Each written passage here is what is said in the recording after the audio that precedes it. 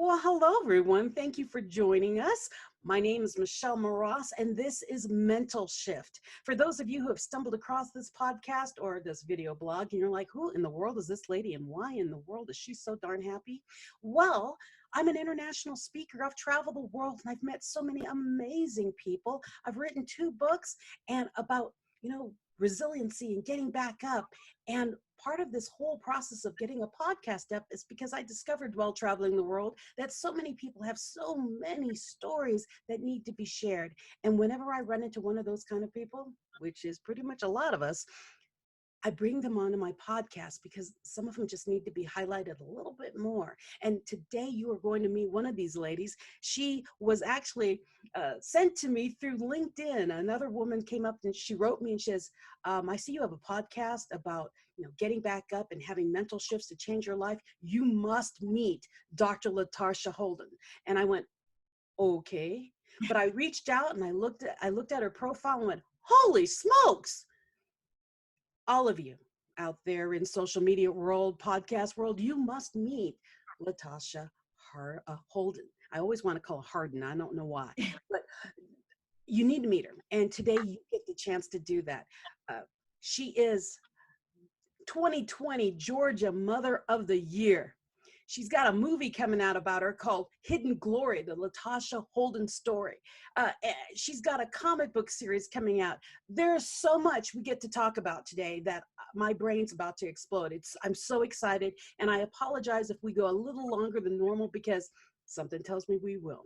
Have a great listening because you're about to meet a very powerful woman, and if you ever think that you can't get up, you think about this conversation with Dr. LaTarsha Holden, and you'll say, I'm going to get back up. So please welcome LaTarsha. How are you? Hi, I'm doing well. How are you? I am fantastic, especially seeing your smiley face in front of me. Thank you. Thank you for having me. Oh, I am just honored, blessed, humbled, you name it, I am. Because when I just glanced at the story on you being the Georgia Mother of the Year, and then had the opportunity to just to peek more into your life. Whoa. Okay. I'm going to have to start it off because in the beginning, LaTarsha is the mother of 6 children. Yes. Okay, LaTarsha, you need to tell us what's going on because you were on the streets of Georgia with 6 children. How did that happen? How did that mental shift go from on the streets, 6 children, to PhD, movie, books, product line? What happened? There is something major that happened in your life. How did you get to the homeless point? Are you willing to share that bit? Oh yeah. I mean, a painful marriage had ended in divorce. It was verbally and emotionally abusive. So by the time that had ended, I didn't even know who I was. Mm-hmm. I was 35 years old, uneducated and underemployed. So for me, I was married 10 years. That it ended in a way that wasn't expected. And it just left me devastated. It left me really, I was already a person. I dropped out in 10th grade in high school. So I had 4 kids by the time I was 22. So I was already a woman, a young lady that early on that didn't have any goals. I wasn't a person that was dedicated and organized and I wasn't raised in the church. I didn't know God. So for me, I really gave up at an early age on life. But I came at a crossroad. I'm 35 now. I'm going through a divorce. My mindset is, my self-esteem is shot to Hades. And I have these 6 kids I have to look out of. So what happens, here I am, I'm like, what do I do to save my family? Which I didn't really know what that looked like.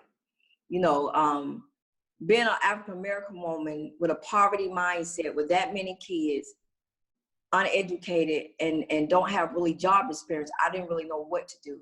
So I started having dreams and vision of me speaking and preaching around the world. And I'm like, it can't be me. So I remember one Sunday, I went to church and the lady, female pastor, came off the pulpit when the service was over.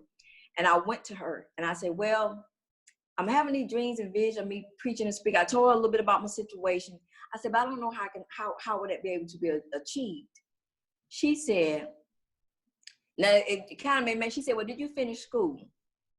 And here I am, 35 years old. Last time I've been in one school, I was 15. So now I'm like, no. Can you just show me a ministry class I can go join and this God can make everything better? She said, well, you probably want to start there. And I'm going to be honest with you. I left up my head hung down. I'm mad. I'm like, that was not the answer that I was looking for. No, you wanted an easier answer. I wanted easier. And I thought you were going to say, well, baby, if God done gave you a vision, go join that ministry class and everything is going to work out. Here this lady telling me, you probably want to go back to school. And I'm looking at her. So I remember we were living in a board-up house in squatters. And I went back to the house and I just started crying. I'm like, God, what is this? I don't, to go back to school for me at that time in 2007, I'm like, I'm homeless.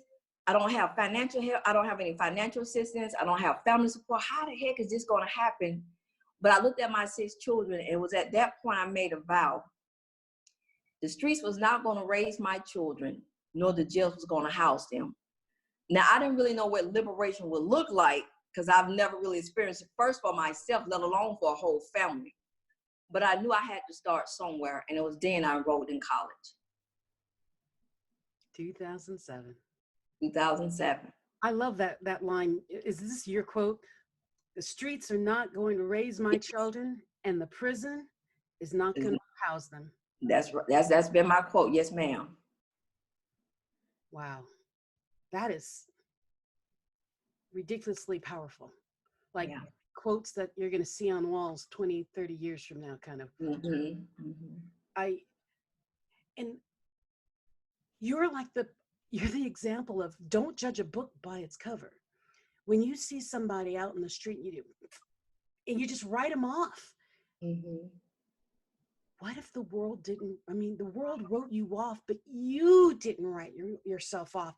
And that is the most, you bring tears to my eyes, the most powerful thing ever. I mean, because as a speaker, an international speaker and a writer, a coach, I'm always pulling that belief out of people remember who you are. You decide your future. You decide what you will accept and what you don't. And it's never too late to change. How old were you? 30 what? 35. 35, didn't finish school, 6 kids. Yes. And you got back up. Even when you got the news that you got a vision, your problems are gonna go away. No, you still had to climb. I still had to climb. Oh, and I was so excited to have you on the show and just to share you with my tribe of people, because what we need is inspiration right now to remember we may be bad in our lives, in our respective lives right now, but it could be worse. And even if it was, and even if it isn't, you can get back from wherever you are. And you are walking proof. And you didn't do it alone. You were carrying 6 other kids with you. What was the age group, the age span of your children when you were homeless? 2 high schoolers, 2 middle school, 2 elementary. So I'm spread out. It's one thing to, I remember a quote by the late Dr. Miles Monroe. He said that adversity introduces man or woman to themselves. Yes. And this definitely introduced me to myself. I'll be honest with you, I went kicking and screaming. To be homeless for 3.5 years, we talking about shelters, cars, board up house, scraping up money for hotels. It got so heavy on me because it's one thing trying to keep my mind sane. Now I got to keep 6 people together, to make sure that they don't venture off into the wrong path. It got so hard on me. I remember walking to a hospital here in Riverdale, Georgia, and I just went to the desk and I told the lady, I guess the look on my face, the weariness, I said, I don't think I can do this anymore. I just don't think I can do it. She said, ma'am, are you saying you want to commit suicide? I said, that's exactly what I'm saying. I am tired. And I remember them keeping me for a week for observation. But it was in this week that I was there, God and I began our relationship. On that floor, they had a padded room. And I would ask the lady, I said, ma'am, can I go into that room? She said, ma'am, you're no threat to anyone. That's for people who's a threat to somebody. They trying to harm others or themselves. I said, I know, but I need to go into that room. And I remember she said, if that's what you want, go ahead. I would drop down to my knees once a day. For that week, every day for that week I was there. And I would cry, God, are you there? Please help me. I don't have anything. I don't know what to do. I'm scared. I'm lost. And I tell you, by the time I left out of there, Michelle, that week when they released me, it was almost like a wind beneath my wings. Although the situation did not immediately turn over, I knew at that point that God, and at that time, whoever he was, I didn't know him like I know, but that was the beginning. I felt like someone was with me. Yeah. And that kept me, although family members still wouldn't help, people were still laughing at us, but it kept me to keep going. And in the beginning, it was my driving force was to save my children, to liberate them, and to leave a legacy for them. And so, and that's how I began to.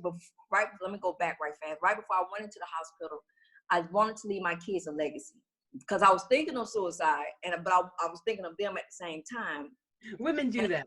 I'm gonna kill myself, but let me make sure everything's right first. Right? Yeah. You know, I'm like, I can't just leave them without nothing. So I gave my kids the only key that I had, the only thing that I possessed. I didn't really know. I thought it was a worthless key, but I gave them who I was, and I said, well, if I can teach you all how to give back when we don't have anything, I believe I've given you a strong foundation to build on, become great leaders. They looking at me like, like, what are you talking about? We don't have nothing. You talking about helping people?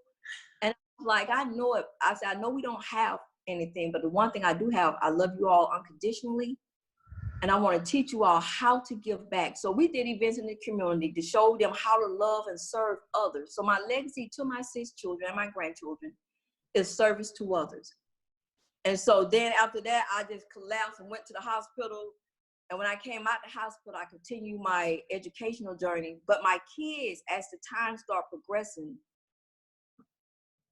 they took that lesson that I taught them, and one by one, my oldest son came to me his senior year in high school and said, Mom, my way of giving back by what you showed me is joining the United States Marine Corps by, serve there. So he did 10.5 years. He medically retired. Now he's in college to get a degree so he could continue being a servant, whatever area God calls him in. I have a daughter that's an EMT. She's a licensed pharmacy tech. She's getting her bachelor's in human services. Another daughter that just finished her undergraduate classes. She's graduating this month with her bachelor's in human services. And she joined the United States Army 2 years ago. A daughter that became a 2-time Christian published author by the time she was 16. She's a spoken word artist. She just launched her t-shirt line. My son, he's a caretaker. This guy will give you another son, will give you the shirt off his back. And my youngest, Omega. Omega will be 18. He's the last to end. There's no more coming after him. Well, Omega. Omega. He represents well. Omega will be 18 in August. And so, I mean, he's working in school, youth leader. And so for me to see them leading in their own path, I tell you, I believe as a mother and as a leader, I've done my job. Dang, Skippy. Yeah. Just statistically, yes, your children should not have made it to any of that. They would be in a gang or on the streets again, or you broke multiple chains by saying, I don't want this for me. And that was one of the things I've noticed about so many people. Change doesn't always happen just from themselves. They need to borrow someone else's belief. When that child looks at you and says, man, Mommy, you're the best thing since sliced bread. And you do, am I? Well, if I'm not, then I better work on something. And it kind of forces you out of, your pity party. It's like, I'm speaking from experience. I've got a brain injury. I'm not going to be able to talk. I can't walk. And, I could go back in that shell. And then my kids looked at me and went, man, Mom, you're the most brilliant, beautiful woman I've ever seen. And when I grow up, and I'm like, I'm looking at, who are they looking at? I better become what they see. Yeah. And I think that's a blessing. I mean, that's a blessing in itself, that when you have a responsibility of something more than you. Yes. And I think that that's a bit of advice for those of you who are out there listening. You're like, I can't do this, and I'm not worthy. Okay, look around the people who are looking at you. What would they say about you? Not let your inner critic say it. What would they say about you? Go inside and see you from their point of view. And I'm telling you, they're seeing far more than what you're allowing the world to see. That is. And LaTarsha, you saw it from 6 different sets of eyes, because Yes. I'm sure every time you came home and the kids were so excited to have whatever you managed to feed them, you wanted to give them more. Yes.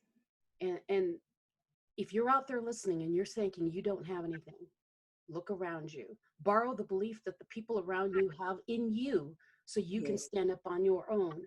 Because if LaTarsha can come up and carry 6 other children with her, and your biggest problem is you're alone and you don't want to do it, you can do it. Yes. And we believe in you, right, LaTarsha? We believe. Yes. Yes. Oh my goodness, I'm so distracted. Okay. I want to say, because I forgot to say it, I'm pretty sure I forgot to say it. LaTarsha has a website called genuineexpressions.life, and she has t-shirts and products on it. So they're inspirational, they're uplifting. So look at that site, and every time you look at that shirt, you're going to think LaTarsha did it, and it'll get you up. And I promise you it will. Because every time I see her name, I do, I'm getting up. Okay, so we got to go back, because you decided to go to school in 2007. Yes. So you finished your high school. So you finished GED. Well, I went in with a GED. Okay. I went in with a GED. So it's interesting. At 35 with a GED, I mean, come on, like you said, statistically, there was no way myself or my 6 kids. I'm just being real. And honestly, had God not stepped in, the statistics that were against me and my children, astronomical. Yeah. I mean, and then, so when we came out of the homeless, I say, well, I made another vow. I say, God, if you get me out of homelessness, once I left out of that hospital, I start communing with God. I start talking and praying. I say, well, God, if you get me out of homelessness and hopelessness, I go back and fight for others, which is why I ran for city council in 2017. So here I am. I've got my associate degree by then, my bachelor's, my MBA. But when I got accepted into the PhD program for leadership studies, it was then I did want to bungee jump up to heaven, high five my man, and say, yes. Yes. So what you didn't mention, and what I think is hilarious, and well, you mentioned it, but I think people might have missed it. She was praying and talking to God before she believed there was a God. I went in that room. I said, okay. And at that point, I guess I was surrendering, because I'm like, I've tried everything. I've crying. I've let people walk over me. I've tried to dim my light. I've tried it. Nothing was working. And so here I am. I'm like, I got these 6 kids. My family would not help.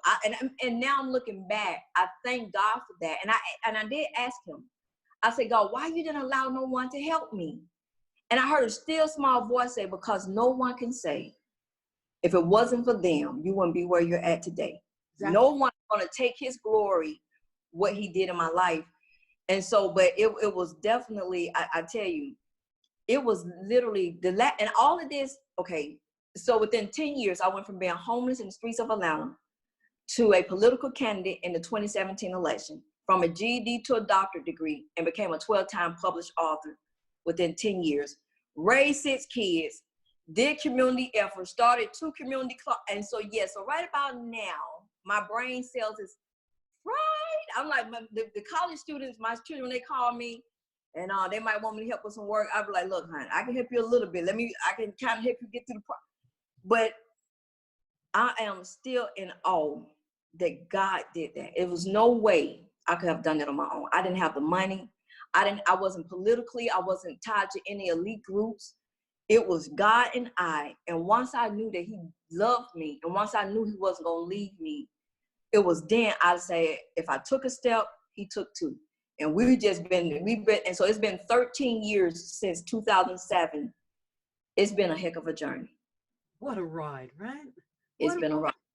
And I know I've got a lot of listeners who, I do not believe in God. Okay, then don't believe in him. You don't. Yeah. He didn't believe in him either. So you don't have to believe in whatever higher power out there, but there's something out there. And if you don't want to call that something God, that's good. That's fine. Because here's the thing that I realized. I didn't believe in God when I hit my lowest. But when I started screaming at the universe, why are you beating me to the ground so hard? If you hate me that much, take me out, because this is hard. I'm done.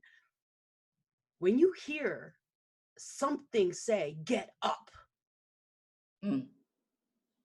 If you don't believe in God, you start believing in something, because that's what happened with me. It was like, what was that? And I did not believe in a God. I had given up. I had gone through so much. I figured there can't be a God, because how could he be so mean? That's it. Yeah. And then I realized, as a parent, okay, sometimes as a parent, you got to be a little mean to children. Let your children suffer a little bit so they can learn something. And in the world of life, in this game of life, sometimes those lessons have to be really big in order to pull you out of whatever darkness you're in, so you can step into your light and be the light that he created. And so, yes, for those of you who are watching me, Michelle's getting religious on us. We're never going to watch her again. It's okay. It's okay. Because if you don't believe in God, it's okay. He believes in you. Yes.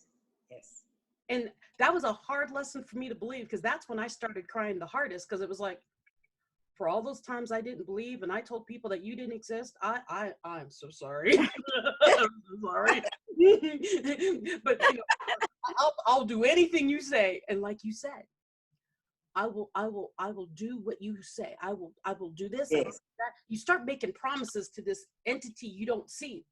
Yeah. When you start doing that, something major has happened in your life. I said, I am so sorry. I will do whatever you want me to. I will walk through doors. I will tap dance in the rain if you want me to. I will do whatever you want. I will do it.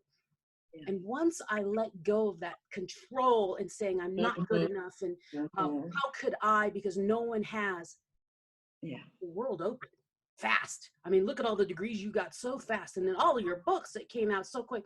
Most people take that long to write one book, and then it never gets published. All of yours were published.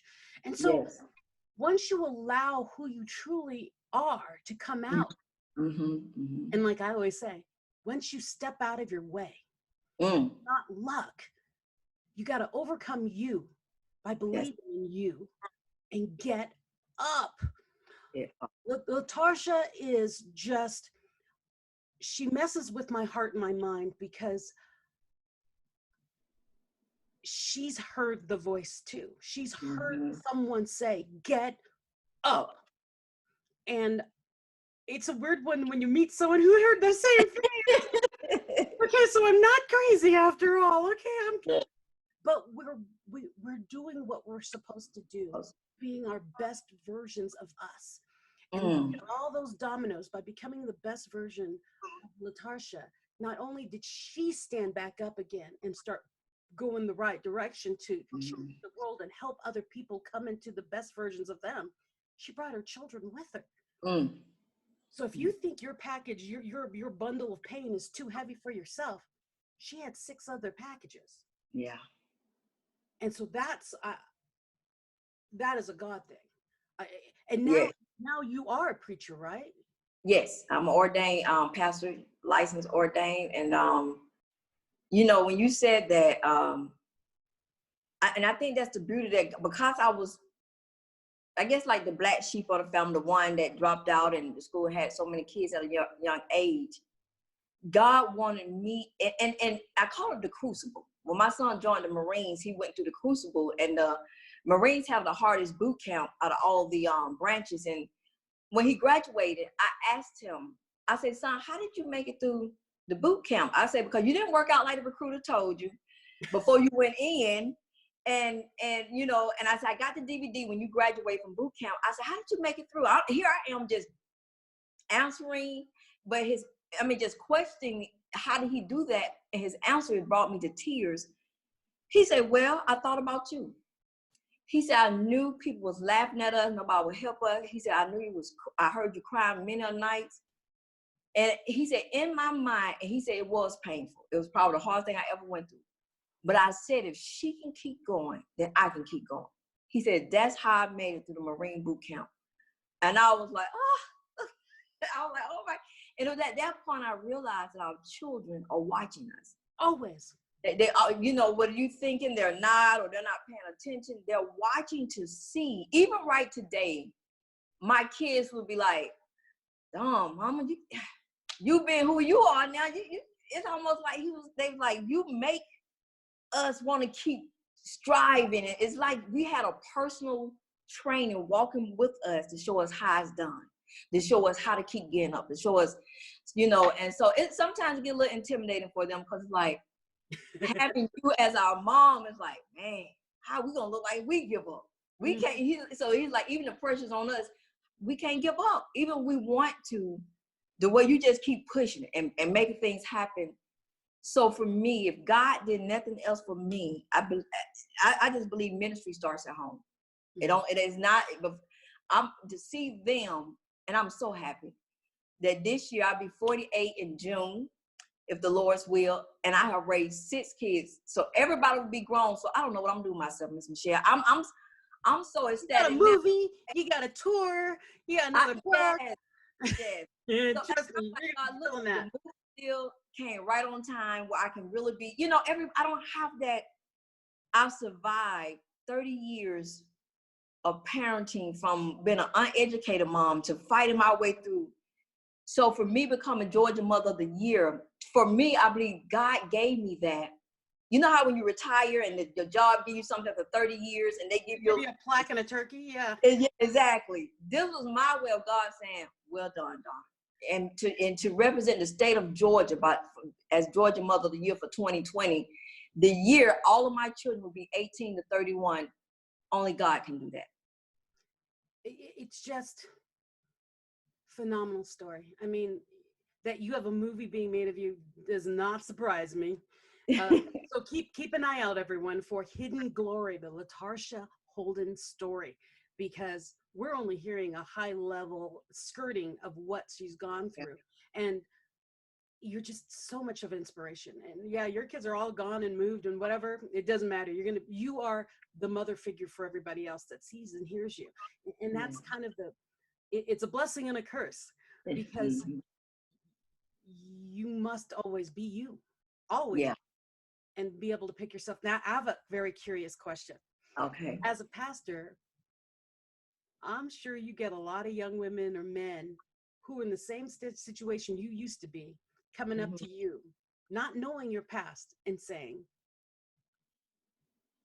this is me, take me or leave me. And I'm sure you just get a really big smile on your face. Can you give me can you share a little bit of what goes through your mind when someone says that? Well, the first, like, for instance, if I'm going to speak at a women's event, or if I'm going somewhere where I'm either speaking or getting an award, the first thing people think, oh, she don't know. Because, God keeps you when you're in the fire. Yep. So when you show up and you look, and then everybody looking, oh, okay. And then I went to an event probably a year or so ago, and I was one of the speakers, and it was a very nice event. I sat at the table with people, and they was like, standoffish, weren't really saying anything. I just sat there real quiet.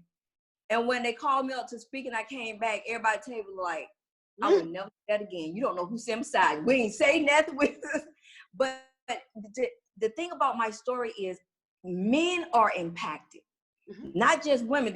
I've had men write me, email me, say, Dr. Holden, I just told my wife, you the reason I'm going back to school. You the reason I'm back on my job search. I said to myself, that lady can do it. She has 6 kids.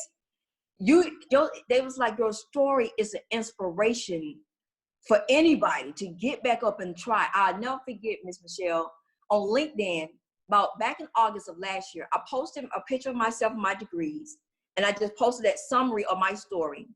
And within 2 months, it went viral. It had over 500,000 views.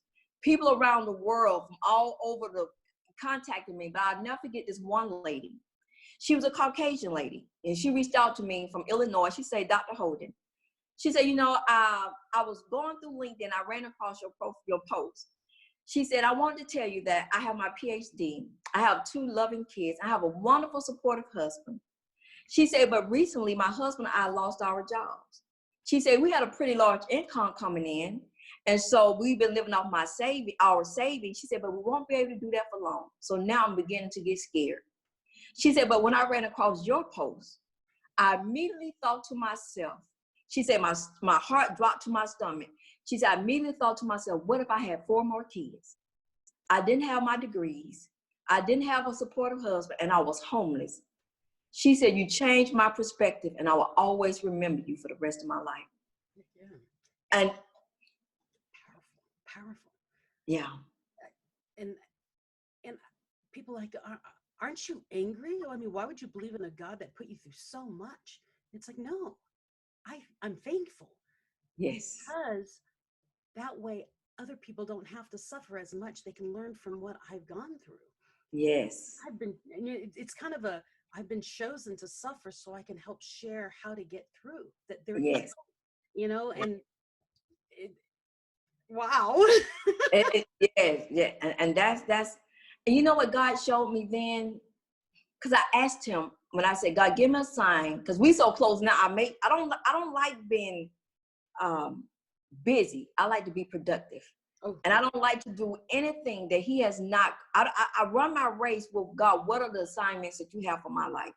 So I asked him before I made that post, God, give me a sign that you are, by me going to professional inspirational speaking, that your stamp is there of approval. And I posted that.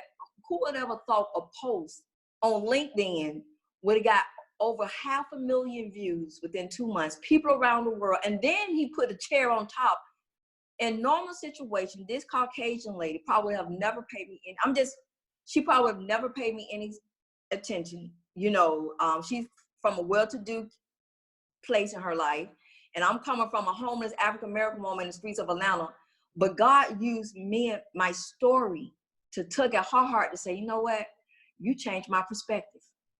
Yeah. And so for me, that was, I'm just still, for God to take a former homeless woman in the streets of Atlanta just 12 years ago, Miss Michelle, nobody knew me but the welfare office. No one knew me. That was it. That was it. And now I've been interviewed on countless radio, featured in 10 magazines. And I mean, God has just continued. Only God can bring me before men and women such as yourself of influence and affluence, and for me to be able to share my stories. So I thank you for your platform. I thank you for being willing to share it on the platform, because your story is just, everyone's story is powerful. Yours just hits so many gambits that of I can't because you had all of the I can'ts because. And to see that all your can'ts because moved you forward, you used them as stepping stones and moved forward anyways, is proof to every person I think I've ever met. Get back up. Yeah. And that's why I wanted you on MentalShift. And true to form, I told you I was going to forget something that I did. At midpoint, I was supposed to reintroduce you for anybody who had stepped in and just started listening and didn't know what was going on. And I missed that point. So I'm going to say it again. I'm going to say it now. We're like 30 minutes into our podcast. We're almost to the end. If you've stumbled across this podcast and you're listening and you're like, who is Michelle talking to today? I'm talking to Dr. LaTarsha Holden. Remember the name because it's a TV show. It's a movie. It's coming out. Hidden Glory, the LaTarsha Holden story. And she's got a Christian comic book coming out in June 2020. She's 2020 Georgia Mother of the Year. She's got a website called genuineexpressions.life. So it's genuine, GENUINE, expressions, EXPRESSIONS.life. And what's cool about it is she's got t-shirts and a product line of inspiration and things to lift you up. Because if you need inspiration, you need to just think of this lady, because every can't that you can possibly think of in this world, she has had, experienced, and used it as a can. She moved past it anyway. She went from GED to PhD in under 12 years and has just shifted the world. She hasn't realized how much she shifted the world yet. It's still unraveling to her, but wow. I wanted you all to meet her, because when I met her, I cried, and not many things make me cry, but her story is so inspiring, because homeless, wait, GED, didn't finish school, right? GED, Yes.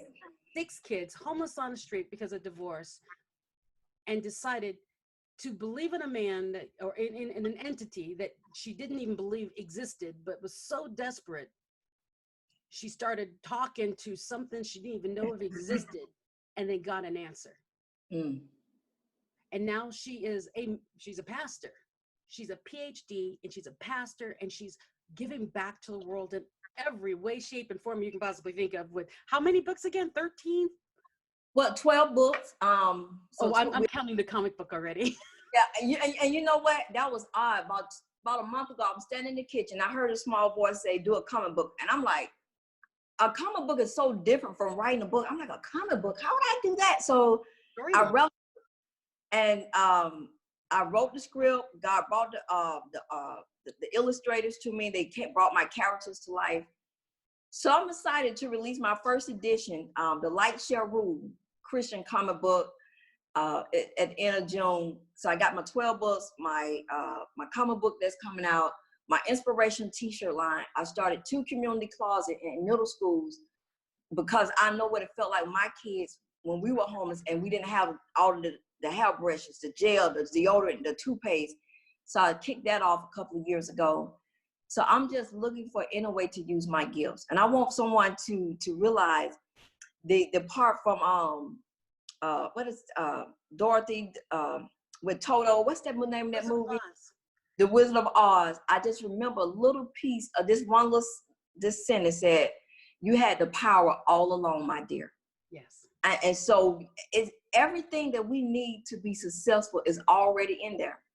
The problem comes in, a lot of people don't want to put the work in to cultivate your gifts and talents. Well, just like you said, when you went to your minister, you said, okay, now if I believe in all this, is your God going to give it back to me, make everything better?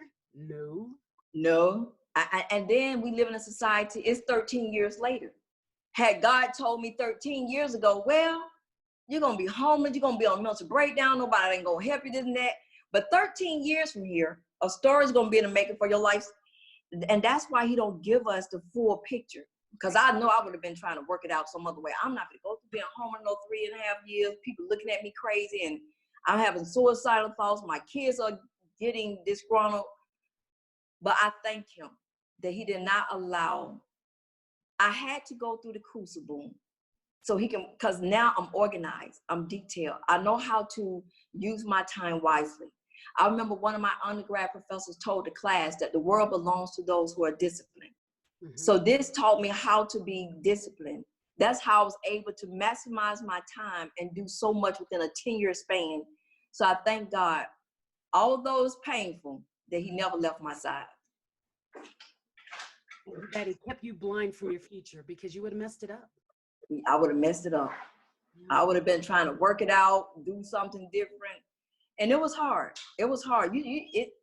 Nothing really happened overnight. Nothing. I mean, it was, Miss Michelle, I remember going to meetings or going to places, especially when I ran for office. I put my last $700 I had to my name to kick off my campaign. A lot of things I moved by faith. And I think that's why I'm seeing the increase now. The movie deal, we're in the pre-production stage. So if anybody's on Facebook, follow the Hidden Glory Facebook page, because that's where the director will have film updates, casting calls, and other important information. But it definitely was the hardest time of my life. And I just thank God that he was there with me the whole step of the way. Oh, yeah. The beauty's in the unknown. Yes. We fear the unknown, but the beauty is in the unknown. And Is in we've got to walk with faith. And so, and that's why it always confuses me when people say, there's no way I'm going to do that. Well, no, you may not, but the world will conspire to help you do your best if you yes. allow it. If you allow it. If you allow it. And it's us when we start second guessing and no, that's not me. No. Yes. My whole second book about it, it's not love. Get over yourself. Get out of your own way and look at yourself from someone else's point of view, because you are greater, amazing, more beautiful than you could possibly imagine. We put our own lights out. So you don't need to find other people to put your light out, because you're already doing it. So take off the veil so that you can at least shine brightly from yourself. Believe in you and do what you want to do. Go follow your dream. Feel that yearning in your heart. That's your soul. The calling is coming to you from inside. It's not coming from the outside. Stop looking on the outside from your answers. Yes. It's all on the inside. It's all in you. And remember because we're finishing up here. I'm going to stay on time. I'm going to be good, because I'm going to keep her on the phone, on the line, and keep talking. But so, hi, you're not going to hear the rest of the conversation. But the thing is Dr. LaTarsha Holden, remember this quote, because you're going to hear it like Maya Angelou in the future, okay? The streets are not going to raise my children. The prison is not going to house them. Those can be figuratively, streets and prisons, or actual. And the power comes in from what you choose to allow. Let that sink in. The streets are not going to raise my children, and the prisons are not going to house them. You will see that quote again, because I'm going to put it all over the place, because I love it. As so many of us are trapped. Well, our kids are being raised on the streets. We were raised on the streets because of the way our mentality is. There's no discipline. And then the whole prison is we create our own prisons. Yes. And we've got to realize when we've locked ourselves into something that isn't us. And that's when the uncomfortableness happens. That's when the pain happens. That's when I don't belong, I don't fit happens. We've made our own prisons. So listen to that quote, think about it, and wonder in your own life, what prison have you put yourself in? That was my final thought. LaTarsha, do you have a final thought you'd like to share with our audience? Well, I just want to let you all know that you deserve to be here just like the next person. Own your space. Take back your power, whether people stand with you or not. Learn how to dance alone if you must, and go forward. Be the best version of you, everyone. Thank you, Dr. LaTarsha Holden, for being on my show. And everybody, please share, pass this on.